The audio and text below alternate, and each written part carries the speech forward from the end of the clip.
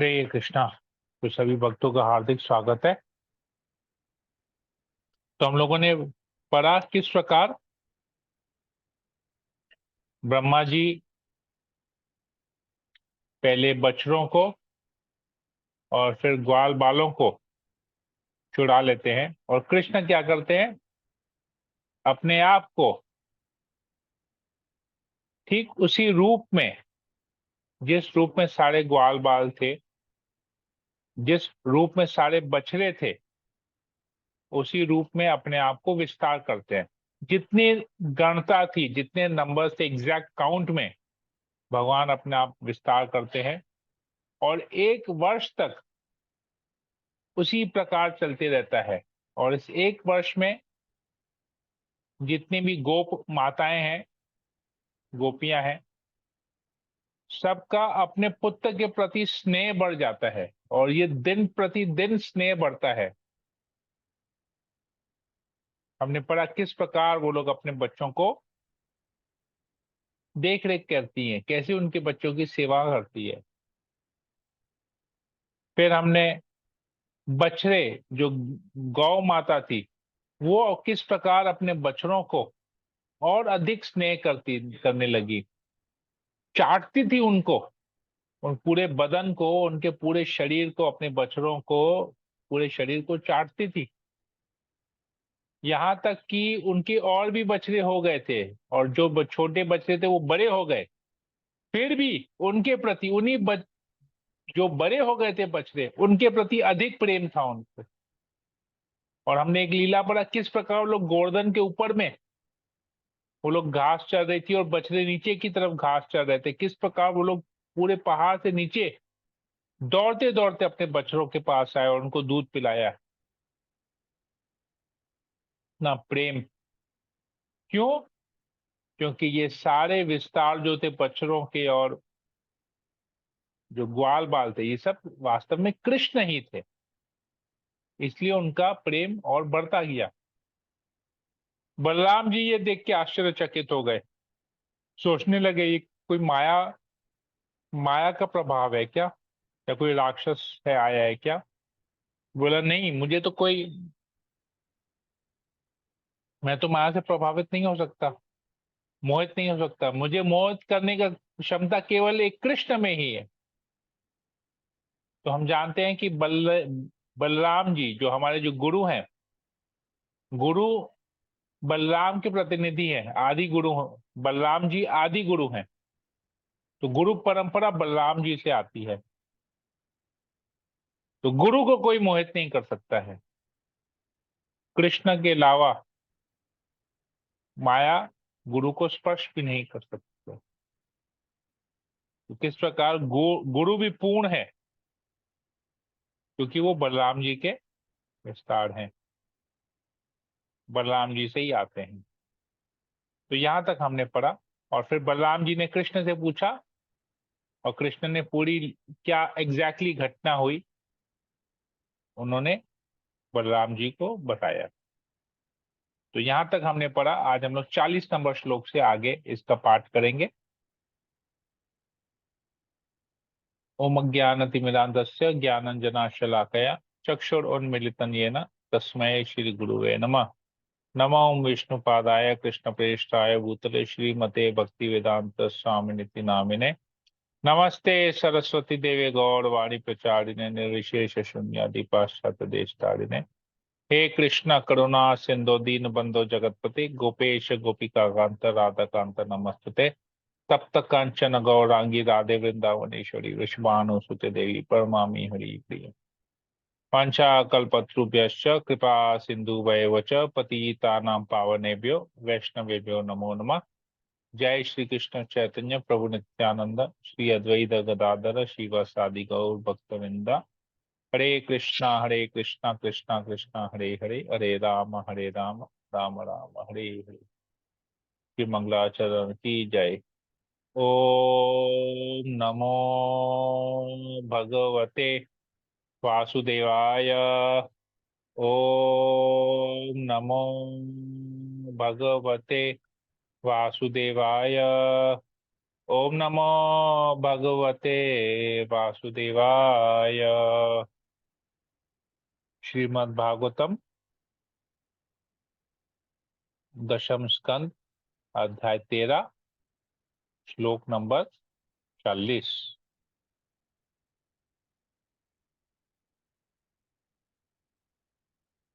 तावद तावद एत्यमाभूरात्मा मानेन धृति अनेहसा पुरोवद आब्दम कृदंतम ददृशेष कलम हरिम।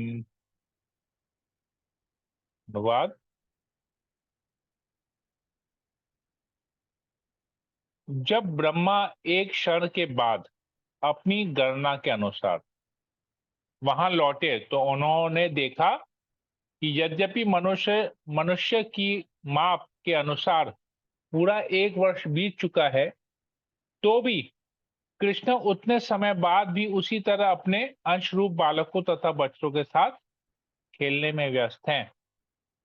तो पृथ्वी का 1 वर्ष निकल गया, परंतु ब्रह्मा के गणता के अनुसार एक क्षण था, वो जस्ट 1 सेकेंड,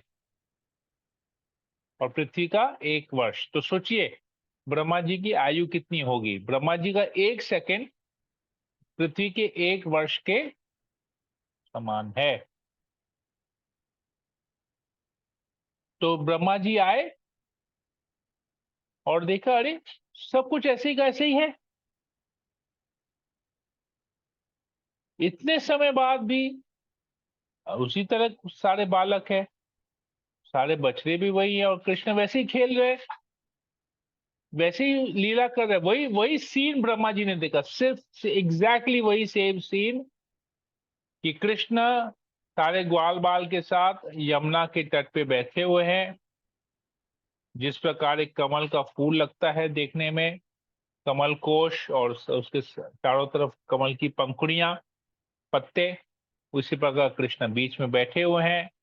सारे ग्वाल बाल आसपास हैं, उनके कृष्ण के आसपास है, सभी उसी प्रकार खास सेम वही दृश्य जो ब्रह्मा जी ने देखा था अपने एक क्षण पहले या पृथ्वी के 1 वर्ष पहले। वही सेम दृश्य ब्रह्मा जी ने फिर से देखा। बछड़े बंधे हुए थे और हरी घास को खा रहे थे, और कृष्ण सारे ग्वाल बालों के साथ ठीक उसी प्रकार खाने में, भोजन करने में व्यस्त है। वही सेम चीज एज इट इज, वही चीज ब्रह्मा जी ने देखा। एक क्षण के बाद आए और देखा कि ऐसा ही है। क्यों एक क्षण लगा? ब्रह्मा जी सारे ग्वाल बाल को जाके उठा के, जब कृष्ण बछड़ों को ढूंढने गए, तो ब्रह्मा जी ने क्या किया, सारे ग्वाल बाल को बेहोश करके अपने वहां पर लेके गए और वापस आए। तो बस ब्रह्मा जी ग्वाल बाल को लेके वहां गए और वापस आए, तो देखिए सारे ग्वाल बाल वहीं पड़ी हैं, सारे बछड़े वहीं पड़ी हैं, और कृष्ण उसी प्रकार लीला कर रहे हैं जिस प्रकार वो देख के गए थे। जब उन्होंने सारे ग्वाल बालों को, पहले बछड़ों को उठाया था, फिर ग्वाल बालों को उठाया, पर वही वापस से हो रहा है। तो ब्रह्मा जी कंफ्यूज हो गए। अगला श्लोक।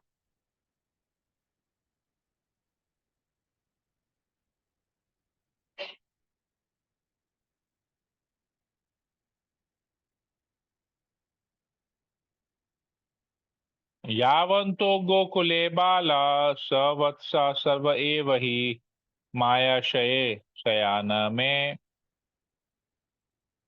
नाद्यापि पुनरुत्थित। तो ब्रह्मा जी क्या कर रहे? भगवान ब्रह्मा ने सोचा, गोकुल के जितने भी बालक तथा बछड़े थे उन्हें मैंने अपनी योग शक्ति की सेज पर सुला रखा है, और आज के दिन तक वे जगे नहीं। तो ब्रह्मा जी सोचे, मैंने तो सबको सुला दिया है, जितने भी बालक थे, जितने भी बछड़े थे गोकुल में, सारे, ऐसा नहीं कि एक दो को छोड़ा हो, हर एक ग्वाल बाल और हर एक बछड़े को मैंने सुला कर रखा है अपनी माया शक्ति द्वारा। तो ये लोग कहाँ से आ गए? सोच रहे थे, कौन है ये, कहाँ से आए हैं? इता एते कुत्रत्या मन माया मोहि ते तरे तावंत एव तत्राब्दम क्रीडन्तो विष्णुना समम। क्या हो रहा है? यद्यपि पूरे एक वर्ष तक कृष्ण के साथ उतने ही बालक तथा बछड़े खेलते रहे, फिर भी ये मेरी योग शक्ति से मोहित बालकों से भिन्न है। ये कौन है? ये कहाँ से आए हैं? बोले ये वही नहीं है। ब्रह्मा जी को कंफ्यूजन हो गया। मैंने जिन बच्चों को और जिन ग्वाल बालों को मोहित किया और अपने वहां पर सुला के रखा है योग शक्ति से, ये इनसे अलग है। ये वो तो नहीं है। ब्रह्मा जी ने देखा, पहचान गए, ये वो है नहीं। मैंने जिनको जिनके ऊपर अपनी योग शक्ति चलाई है, ये वो है नहीं। कौन है ये? कहाँ से आए हैं ये ब्रह्मा जी सोचने लगे। पहले देखे कि अरे ये तो उतने ही है, मैंने जितने उठाए सब के सब उतने ही है, और वो तो सोए हुए हैं, यहां पर कैसे आ गए? फिर ब्रह्मा जी ने और ध्यान से देखा, लोग तो वही हैं, पर ये कुछ दूसरा रूप है।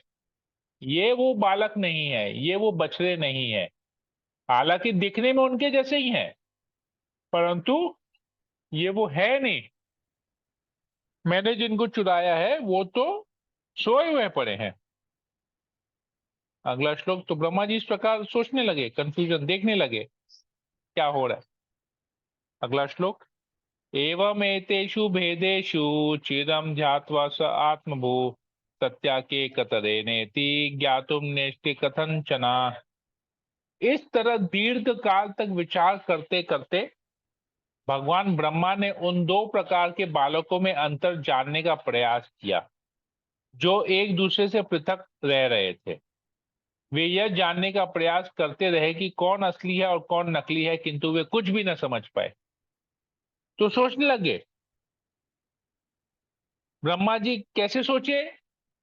गए, ये तो मैंने जिनको छुड़ा तो सोए हुए हैं, इधर देख रहे हैं ये तो वही है। कौन असली कौन नकली मुझको तो समझ में नहीं आ रहा है। मैं जिनको सुलाया वो असली है, या इधर जो बैठे वो असली है? मैं जिनको सुलाया वो नकली है, या इधर जो बैठे वो नकली है? ब्रह्मा जी ऐसे सोचने लगे कि हो क्या रहा है यहाँ पर, मुझे समझ में नहीं आ रहा है। अगला श्लोक 44 नंबर।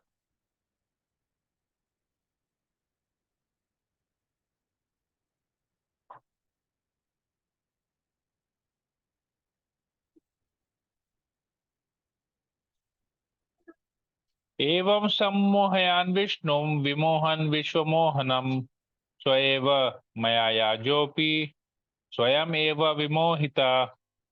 क्योंकि ब्रह्मा ने सर्वव्यापी भगवान कृष्ण को, जो कभी मोहित नहीं किए जा सकते, अपितु संपूर्ण ब्रह्मांड को मोहित करने वाले हैं, मोहित करना चाहा, इसलिए वे स्वयं ही अपनी योग शक्ति द्वारा मोह में फंस गए। तो कृष्ण कौन है? संपूर्ण ब्रह्मांड के स्वामी हैं, और क्या करते हैं? संपूर्ण ब्रह्मांड को मोहित करने वाले हैं। क्योंकि स्वामी है तभी मोहित कर पाएंगे। जो चीज उसके उनके कंट्रोल में है वही उसको मोहित कर पाएगा।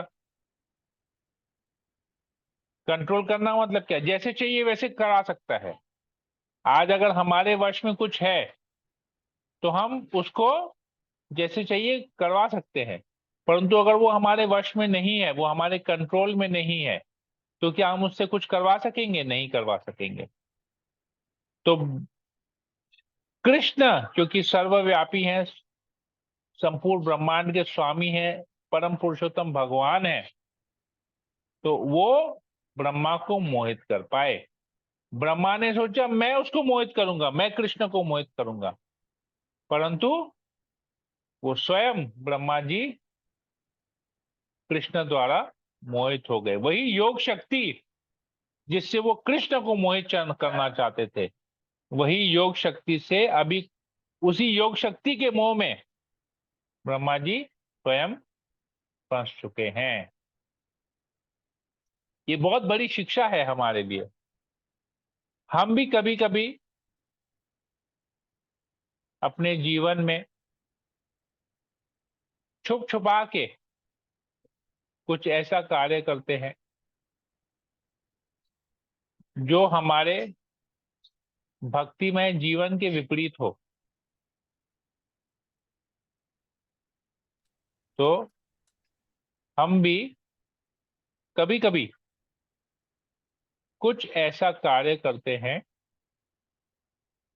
जो हमारे भक्तिमय जीवन के विपरीत हो। हमारे भक्तिमय जीवन में उस कार्य का कोई जरूरत नहीं है। उस कार्य को करने से हमारा भक्ति जीवन आगे नहीं बढ़ता है, उल्टा भक्ति खराब होती है। फिर भी हम उस कार्य को करते हैं ये सोचकर कि हमको देखने वाला कोई नहीं है। कौन देखेगा हमको? हम जैसे हैं वैसे हैं। तो हम कुछ ऐसा कार्य करते हैं, तो हम क्या करते हैं, हम माया देवी को या कृष्ण को चकमा देना चाहते हैं कि हमको कोई देख नहीं रहा है, तो हम कर सकते हैं। छुप छुपा के कुछ ऐसा कार्य करते हैं, हमको कोई देख नहीं रहा है, तो ये सोचते हैं कि हमको कोई देख नहीं रहा है। परंतु भगवत गीता में कृष्ण कहते हैं, अहम सर्वस्य चाहम हृदय सन्निविष्टु, मैं सबके हृदय में हूं।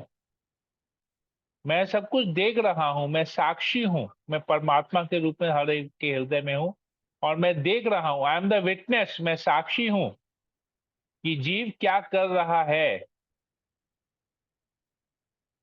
तो भगवान हमारे हृदय में है, वो देख रहे हैं हम क्या कर रहे हैं। फिर भी हम कुछ ऐसा कार्य करते हैं जो भक्ति के विपरीत होता है, ये सोच के कि हमने तो सबको चकमा दे दिया, किसी को पता ही नहीं चला मैंने ये कर लिया। देखा कितना अकलमंद हूं मैं। परंतु कृष्ण को कोई धोखा दे नहीं सकता है। हमको लगता है हमने सबको धोखा दे दिया, सबसे बचा के एक कार्य कर लिया, परंतु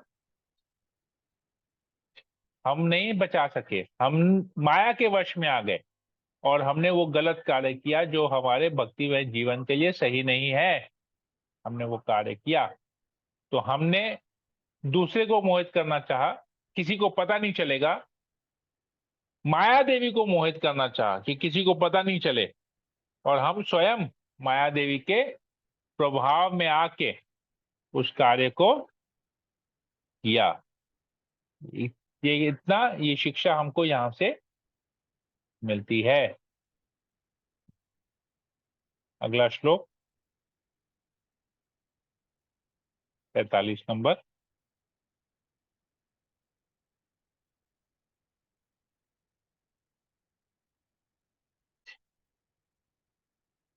तम याम तमो वन्नैहराम तज्जोतार्चिरिवाहनी महतीतर मयास्यम निहंते आत्मनि युंजता।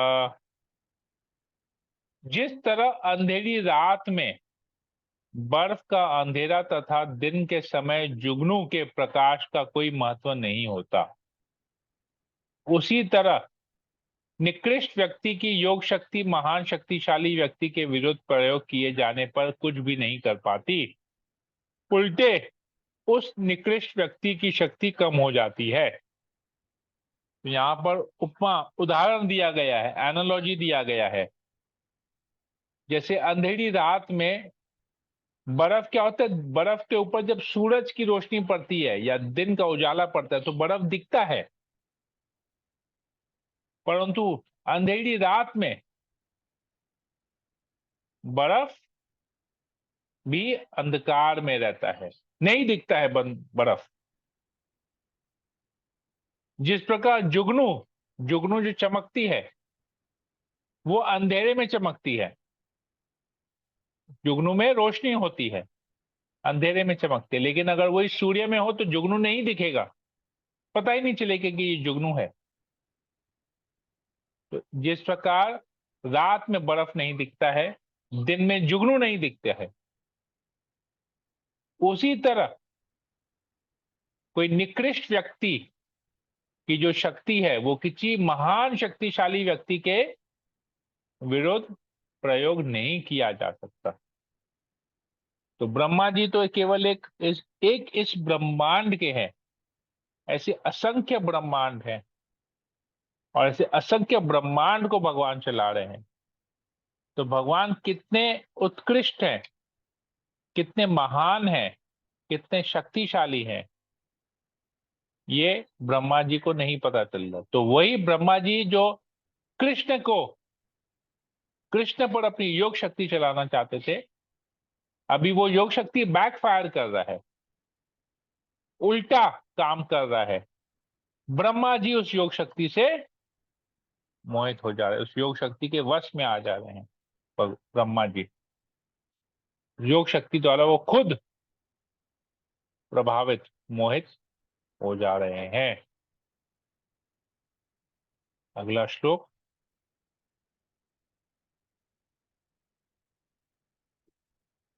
तावत् सर्वे वत्सपाला पश्यतो यस्य तत्क्षणात् यदा दृश्यन्त घनश्यामा पीतकौशेय वाशस।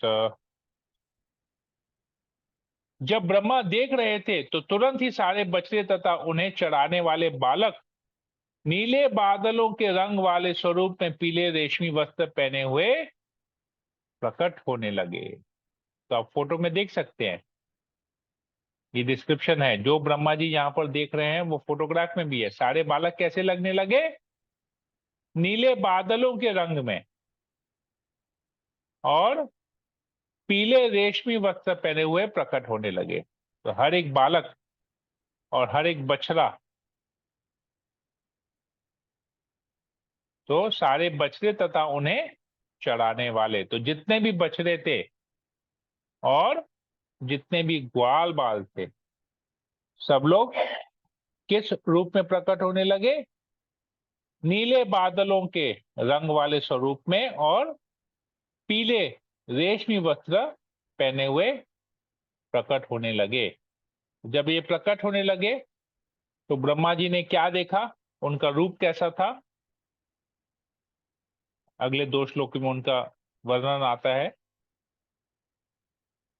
चतुर्भुजा शंख चक्र गदा राजीव पानय किरीटिन्न कुंडलिनो हरिनो वनमालिना श्रीवत्संगदोरत्न कंबु कंकन पानय नुपुरै कतकैर्भाता कति सूत्रांगुलीयके। चतुर्भुजा, 4 भुजाओं वाले, 4 हाथ वाले, शंख चक्र गदा राजीव यानी कमल का पुष्प, शंख चक्र गदा पद्म धारण किए हुए, पाणय माने हाथ में धारण किए हुए, किरीटिन कुंडलिनो, और क्या था? उनके कानों में कुंडल थे। किरीटिन, सर पे मुकुट था, कानों में कुंडल थे।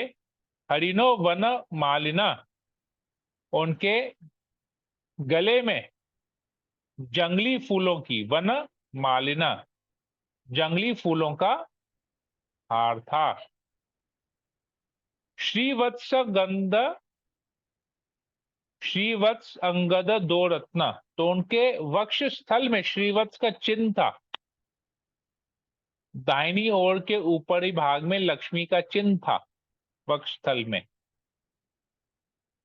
कंबु कंकन पानय, अपने हाथ में क्या था? उनकी बाहों में बाजूबंद लगे हुए थे।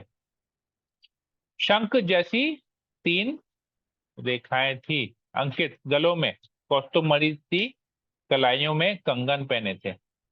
नुपुर है, उनके ठकनों में पायबेश थी, पाँव में आभूषण और कमर में पवित्र करदनी थी। वे सभी कति सूत्रांगुलीय का, वे सभी अत्यंत सुंदर लग रहे थे। तो ये डिस्क्रिप्शन, ये ऐसा रूप ब्रह्मा जी ने देखा, नीले रंग का शरीर, रेशमी पीले वस्त्र पहने हुए, चार भुजाओं के रूप में, चार भुजाएं थी उनकी, चतुर्भुजा, चतुर्भुज, शंख चक्र गदा पद्म धारण किए हुए थे, गले में माला थी, जंगली फूलों की माला थी, वक्ष स्थल में श्रीवत्स का चिन्ह था, लक्ष्मी देवी का निशान था, बाहों में बाजूबंद था, जिस प्रकार शंख में रेखाएं होती हैं वैसे उनमें रेखाएं भी थी, वैसी रेखाओं के कंगन पहने हुए थे। फिर पायजेब थी थकनों में, मतलब एंकलेट्स, एंकलेट्स पहने हुए थे, एंकल में जो पहनते हैं उसको एंकलेट्स कहते हैं। पाँव में आभूषण था, कमर में पवित्र करधनी थी। तो ये भगवान विष्णु का, उन्होंने ये नारायण का रूप उनमें सब में दिखा। अगले श्लोक में आते हैं, पांव से लेकर सिर तक उनके शरीर के सारे अंग तुलसी दल से बने ताजे मुलायम हाड़ों के पूरी तरह सज्जित थे, जिन्हें पुण्य कर्म, श्रवण तथा कीर्तन द्वारा भगवान की पूजा में लगे भक्तों ने अर्पित किया था। तो पांव से लेकर सिर तक शरीर के जितने भी अंग थे तुलसी मालाओं से सज्जित थे। और कैसी तुलसी माला थी? एकदम फ्रेश तुलसी माला, जैसे लग रहा था कि भक्तों ने पूजा करने के लिए उनको ये माला अर्पित की है। तुलसी की माला भक्तों द्वारा अर्पित की गई है, मतलब ये सब पूजनीय है। कहने का मतलब ये है कि ये जितने भी रूप थे ये पूजनीय रूप हैं, इसीलिए उनको तुलसी की माला अर्पण की हुई है। तो ब्रह्मा जी ने भगवान विष्णु के इस रूप को देखा। वे विष्णु रूप जो चंद्रमा के बढ़ते हुए प्रकाश के तुल्य थे, अपनी शुद्ध मुस्कान तथा अपनी लाल लाल आंखों की तिरछी चितवन के द्वारा अपने भक्तों की इच्छाओं को मानो रजोगुण एवं तमोगुण से उत्पन्न करते तथा पालते थे। तो ये उसी प्रकार थे जो भगवान सबके पालन करता है, सभी भक्तों की इच्छाएं पूरी करते हैं, तिरछी चितवन वाले हैं, लाल लाल आंखें की तिरछी चितवन के द्वारा, तिरछी नजर भगवान जिस प्रकार लगते हैं, शुद्ध मुस्कान रखते हैं, सबको मोहित कर देते हैं, सबका पालनहार करते हैं भगवान। तो उसी प्रकार ये लग रहे थे। अगला श्लोक, चतुर्मुख ब्रह्मा से लेकर शूद्र से शूद्र जीव, चाहे वे चार हो या अचर, चाहे वो चर हो या अचर, सबों ने स्वरूप प्राप्त कर रखा था और वे अपनी अपनी क्षमताओं के अनुसार नाच तथा गायन जैसी पूजा विधियों से उन विष्णु मूर्तियों की अलग अलग पूजा कर रहे थे। और केवल यही नहीं देखा, ब्रह्मा जी ने ये भी देखा कि सारे जीव, ये जितने भी बछड़े थे, जितने भी ग्वाल बाल थे, सभी ने इस तरह का रूप, विष्णु का रूप धारण किया। और इस विष्णु की सभी लोग अपनी क्षमता अनुसार पूजा कर रहे हैं। खाली विष्णु रूप नहीं देखा, सभी जीवों को इनकी पूजा करते हुए भी देखा।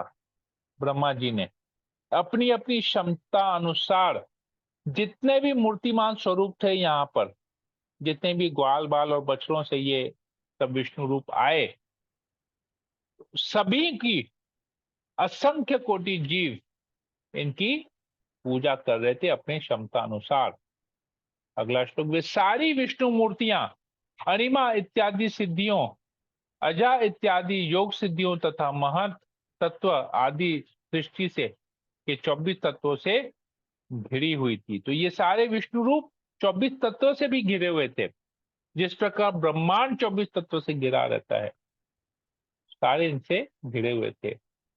अगला श्लोक, तब भगवान ब्रह्मा ने देखा कि काल, स्वभाव, संस्कार, काम, कर्म तथा गुण, ये सभी अपनी स्वतंत्रता खोकर पूर्णतः भगवान की शक्ति से अधीन होकर स्वरूप धारण किए हुए थे और उन विष्णु मूर्तियों की पूजा कर रहे थे। तो ये जो काल है, जो समय है, उसने एक रूप धारण कर लिया। अब तक काल अपने प्रभाव से, अपनी गति से चल रहा था, पर अभी वो स्वतंत्रता खो दिया, भगवान के पूरे वश में आ गया। मूर्तिमान रूप में काल चलना बंद हो गया और भगवान को पूजा करने लगा। काल मतलब समय थम गया। काल ने क्या किया? स्वतंत्रता खो दी। अब काल चलना बंद हो गया, समय चलना बंद हो गया। समय मूर्तिमान रूप धारण करके इस विष्णु मूर्ति की पूजा करने लगा। स्वभाव, जो नेचर है हमारा, एक व्यक्ति का जो नेचर होता है, वो भी, समय रुक गया तो सब कुछ रुक गया। समझिए, एक पॉज बटन दब गया। पॉज बटन, हम कुछ देखते हैं तो अचानक पॉज बटन दबाते हैं, कैसे सब कुछ थम जाता है। सब कुछ थम गया, लेकिन भगवान की पूजा खाली चल रही थी और बाकी सब कुछ थम गया। इस प्रकार लग रहा संस्कार, जितने अलग अलग संस्कार होते हैं, सभी मूर्तिमान रूप में आके भगवान की सेवा करने लगे। काम, जो इच्छा है, मतलब लोग इच्छा भी करना बंद कर दिए, लोग संस्कार करना बंद कर दिए, कर्म करना बंद कर दिए। कर्म भी आ गया वहां पर, कर्म भी बंद हो गया। सारे गुण, रजोगुण, तमोगुण, सतोगुण, सभी लोगों ने मूर्तिमान रूप धारण करके भगवान की पूजा करने लगे। एकदम पॉज बटन जैसे हो गया, जीवन में सब कुछ थम गया, सभी कुछ यहाँ पर आ गए। ब्रह्मा जी ये देख रहे हैं। अगला श्लोक। वे समस्त विष्णु मूर्तियों, शाश्वत असीम स्वरूपों वाली, ज्ञान तथा आनंद से पूर्ण एवं काल के प्रभाव से परे थी। उपनिषदों के अध्ययन में रत ज्ञानी जन भी उनकी महती महिमा का स्पर्श तक नहीं कर सकते थे। तो ये जितने भी विष्णु मूर्ति थे, ये सब चीज से परे हैं, काल से परे हैं, पूर्ण ज्ञान आनंद, ये सब के प्रभाव से परे। ये स्पेशल विष्णु मूर्ति रूप है। उपनिषदों के अध्ययन से जिनको जाना जाए, वो ज्ञान से भी ये ऊपर थे, उनकी महिमा तक उनको स्पर्श नहीं कर सकते थे। ये इतने स्पेशल विष्णु रूप थे। इस प्रकार भगवान ब्रह्मा ने परम ब्रह्म को देखा, जिसकी शक्ति से ये संपूर्ण ब्रह्मांड सारे चर तथा अचर प्राणियों समेत व्यक्त होता है। उन्होंने उसी के साथ ही सारे बछड़ों तथा बालकों को भगवान के अंशों के रूप में देखा। तो ब्रह्मा जी का, समझ लिए, पूरा फ्यूज उड़ गया यहाँ पर।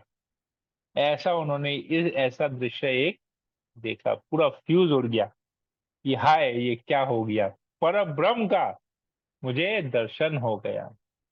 और अनेकों अनेक, सभी के साथ, बच्चों और ग्वाल बालों के साथ। तब उन विष्णु मूर्तियों की तेज शक्ति से ब्रह्मा की 11 इंद्रियां आश्चर्य से शुभ तथा दिव्य आनंद से स्तंभ हो चुकी थी। अतः वे मौन हो गए, मानो ग्राम्य देवता की उपस्थिति में किसी बच्चे की मिट्टी की बनी गुड़िया हो।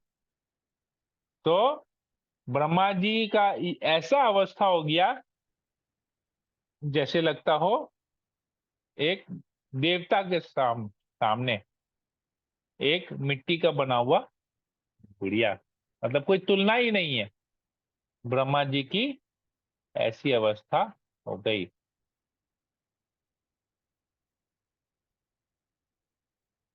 यहीं तक ही हम रखते हैं, इसके आगे फिर हम कल पढ़ेंगे। कुछ है, कल हम लोग सुबह इसको पढ़ के इस अध्याय को, ठीक है, समापन करेंगे। हरे कृष्णा। सभी भक्तों का बहुत बहुत धन्यवाद, इतने लेट को आके जुड़ के भागवत कथा श्रवण करने के लिए। किसी को अगर कोई प्रश्न हो या कोई कमेंट हो तो यहाँ बोल सकता है, पूछ सकते हैं, बोल सकते हैं। हरे कृष्णा।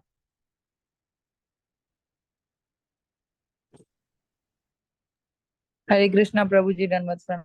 हरे कृष्णा। बहुत ओके। बहुत अच्छा लगा प्रभु। ओके। आप थोड़ा लेट से क्लास करते तो ज्वाइन कर प्रभु जी, सुबह 2-2 क्लास।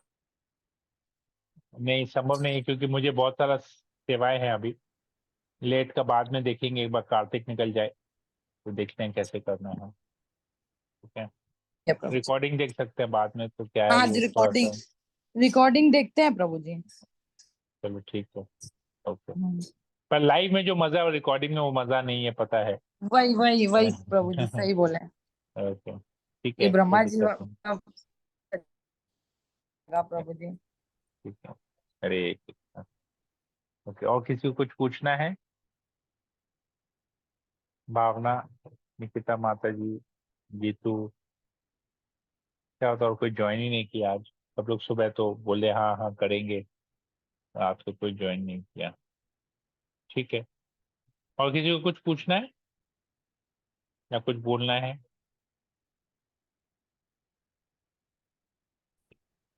कृष्णा प्रभु जी। हरे कृष्णा। यस कल कितने माता जी बजे बोलिए। क्लास होगी? कल सुबह जैसे 8 बजे करते हैं वैसे ही करेंगे। ठीक है प्रभु जी। Okay? हाँ, थैंक हरे कृष्णा।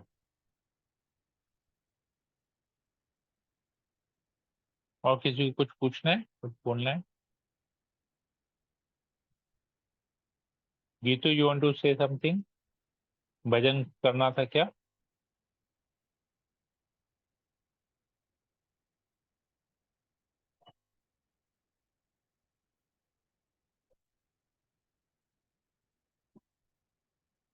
ओके, नहीं, ठीक है, तो फिर हम सेशन को यहीं पर ही एंड करते हैं। किसी को पूछना नहीं, बोलना नहीं है तो हरे कृष्णा कृष्ण कृष्ण हरे कृष्ण हरे, हरे हरे हरे राम राम राम हरे राम हरे हरे। हरे। वंशाकल्पतरुभ्यश्च कल्पतरुभ्यश्च कृपासिन्धुभ्यो च पावन पतितानां पावनेभ्यो पावनेभ्यः वैष्णवेभ्यो नमो नमः। वैष्णवेभ्यो नमः। संवेद भक्तवृंद की जय, जगत गुरु श्रील प्रभुपाद की जय, की जय। ग्रंथराज श्रीमद् भागवतम की जय, दामोदर मास की जय। की जय। हरे कृष्णा। हरे कृष्ण प्रभु जी, दंडवत प्रणाम।